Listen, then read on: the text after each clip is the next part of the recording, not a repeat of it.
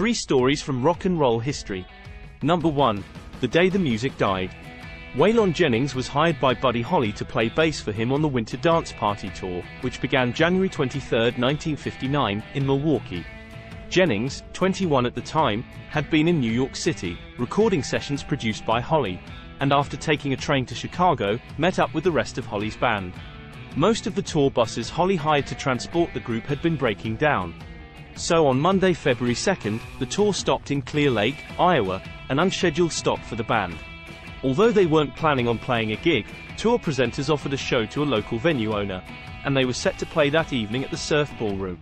After the show, Holly was overcome with frustration related to the traveling conditions and chose to charter a plane to Fargo, North Dakota, where the rest of the musicians on the tour would meet him by bus. Holly, Jennings, and Tommy Allsup were scheduled to take off just after midnight, but another musician on the tour, J.P. Richardson, aka the Big Bopper, asked Jennings for his seat as he had come down with the flu and needed time to rest. Jennings agreed. Allsup lost his seat in a coin toss with Ritchie Valens and also had to take the bus. When Holly learned that Jennings was giving up his seat, he jokingly prodded the would-be country star. "I hope your ass freezes on the bus," to which Jennings replied, "I hope your old plane crashes."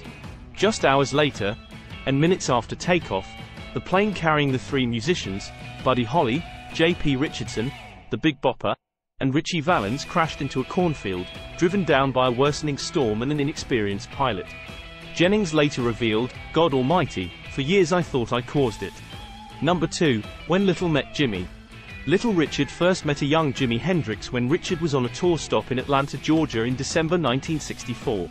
The young Hendrix was playing for Theodophilus Odell George, aka Gorgeous George, a soul singer and tailor who was known for his stylish outfits and stage presence. After the George concert, Hendrix visited Richard's tour bus, which was parked near a hotel Hendrix was staying at. Hendrix told Richard that he loved how Richard wore headbands around his hair and how wild he dressed. Hendrix asked Richard if he could come on the road with them. Richard's manager, Bumps Blackwell, who knew the Hendrix family, gave Hendrix's parents a call to get permission. Jimmy's father, Al Hendrix, told Blackwell, "Jimmy just idolizes Richard. He would eat 10 yards of shit to join his band." So Hendrix joined Little Richard's tour as Gorgeous George's valet and wound up hitting the stage for many of the shows. While he loved playing his guitar with the band, Hendrix wasn't exactly a fan of tour life. There were certain rules in place for the band, one of which was showing up on time for commitments and no upstaging. Little Richard recalled, "You know, we didn't know he could play with his mouth. One night I heard this screamin' and hollin' for him. I thought they were screamin' for me. But he was back there playing the guitar with his mouth." Richard continued, "He didn't do it again, 'cause we made sure the lights didn't come on that area no more. We fixed that. We made sure that was a black spot." Richard's brother and tour manager, Robert Penniman, said he fired Hendrix, who was using the name Morris James. Penniman said, "Hendrix was a damn good guitar player, but the guy was never on time and flirting with all the girls and stuff like that."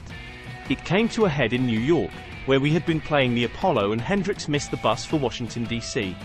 Penniman was running the road for Richard and said he didn't accept that kind of bullshit. Penniman explained that Hendrix called when the group arrived in D.C., and Penniman was not afraid to tell the young guitarist why he was being fired. Robert Penniman recalled a couple of years later. While on a plane, the Headset Entertainment program featured this new star, Jimi Hendrix, whom Robert had read was making like $100,000 for 45 minutes. When Robert later mentioned Hendrix to Little Richard, the singer said, "Robert, do you know who that is?" He let me hang for a couple of minutes, then he said, "That's Morris James." I never related Jimi Hendrix to Morris James until then. Number 3. No Beetle on the Moon. Pink Floyd's The Dark Side of the Moon was recorded at London's Abbey Road studios in various sessions from May 1972 through January 1973. Bassist, vocalist Roger Waters wanted to tie Dark Side songs together and came up with the idea of recording interviews with Abbey Road staffers, road crew members, and anyone else working at the studio. Waters would ask them a series of questions about subjects ranging from the banal, favorite colors and foods, to the deeply serious, "Are you afraid of death?" He would then thread some of the interview snippets into the final mix. Paul McCartney, who was finishing Wings' Red Rose Speedway album at Abbey Road, was actually among the interviewees, but Waters deemed his answers unusable. Waters said of McCartney, "He was the only person who found it necessary to perform, which was useless, of course.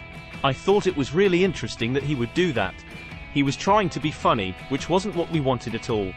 Even so, McCartney, or at least his music, still managed to make a brief appearance on the album.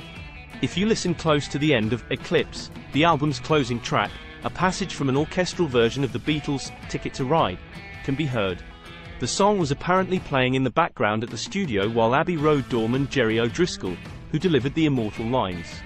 "There is no dark side of the moon, really. Matter of fact, it's all dark.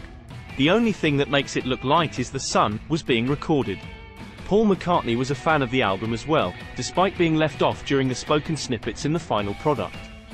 On The Tonight Show with Jimmy Fallon, in 2019, Fallon asked McCartney, "Do you have any favorite concept albums that aren't the Beatles?" McCartney responded, "I think Dark Side of the Moon is a great album." That's all for today's video. I hope you enjoyed hearing about these stories from rock and roll history. If you found this video informative or entertaining, please give it a thumbs up and consider subscribing to my channel for more content like this. Don't forget to share your thoughts in the comments below. I'd love to hear from you. Thanks for watching, and I'll see you in the